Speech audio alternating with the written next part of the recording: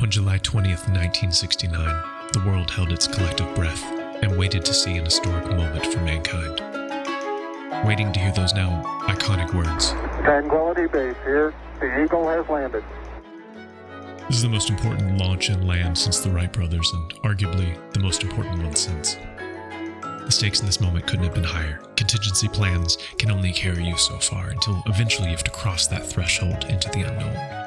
Today, if you look at the drafted speeches for the president and NASA leadership to deliver in the event of a catastrophe, well, they're downright bone-chilling to read. Human lives were at stake.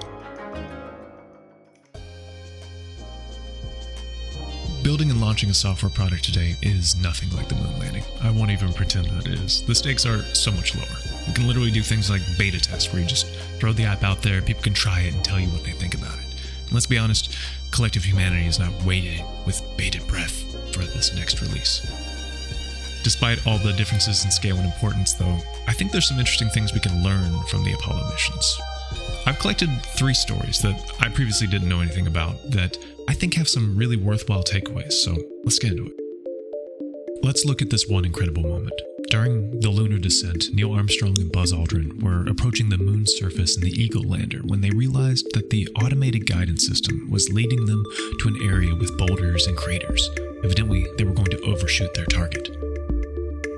Armstrong took semi-manual control of the lander and piloted it to a new landing site. This course correction had a lot of pieces to it, and so much was happening in this moment. When I first read the story, I thought that he took over and flew the lander, which is remarkable because nobody had landed something on the moon before, but I didn't consider all the other factors happening here. Manually piloting consumed more fuel, and they were at risk of not being able to return. Also, while this was happening, the onboard computer was flashing alarms, indicating that it was overloaded with tasks. Investigations years later would reveal that there was in fact a healthy amount of fuel, and it wasn't just sloshing around in the tank, and this alarm was related to a hardware bug that had only happened once in testing. This was still a tense and harrowing moment when everything could have gone wrong, but they assessed the information, continued on, and landed safely. I think there's an important lesson to learn here when you're building or launching something, and that's to course correct. Before we started properly building New.Space, we had a prototype that we would use for product tests. We would iterate our ideas and show them to people and have them try them out.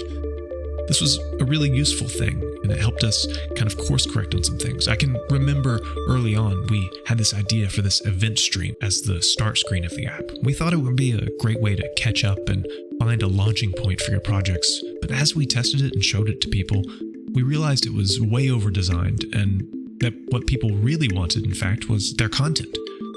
So we course corrected, and man, what a difference it makes. So take in everything, evaluate it against your principles and your goal, and then continue to iterate until you've boiled it down to the essence of something great. Here's another moment from the moon landing that I didn't know a lot about, and that's the dress rehearsal. The Apollo 11 mission is famous because it actually landed on the moon, but what did the missions before it achieve? There must have been 10 of them, right? Well, kind of. There was no Apollo 2 or 3, but each one was a step towards that big moment. The goal of the Apollo 10 mission specifically was to do many of the actions leading up to the moon landing, except for the actual moon landing.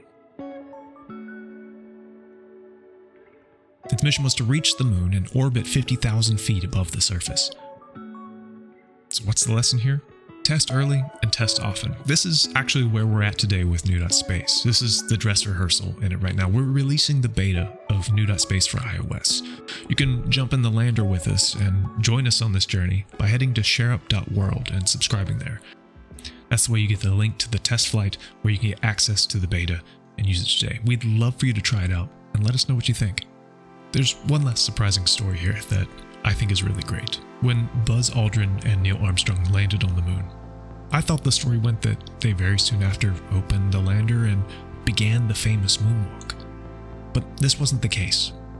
What did they do? They took a nap. Well, at least that's what was on the schedule. There was a designated rest and period of waiting for the depressurization of the lander, and they couldn't go outside. They didn't end up actually exiting and going on that famous moonwalk for 6 hours and 39 minutes. I think there's a lesson to take away here.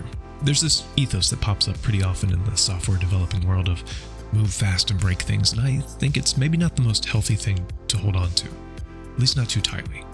Sure, iterate on your product and get it out there. I mean, the first 2 points of this video were to have a beta test and respond to feedback, but reflect on that feedback, fix bugs, and trim away at tech debt along the way. Because if you're building something that's going to improve people's lives, take the time to make it great.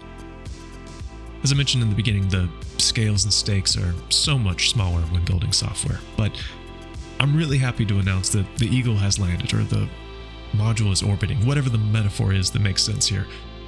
The new.space for iOS beta is out there. You can get it now by going to shareup.world and subscribing there.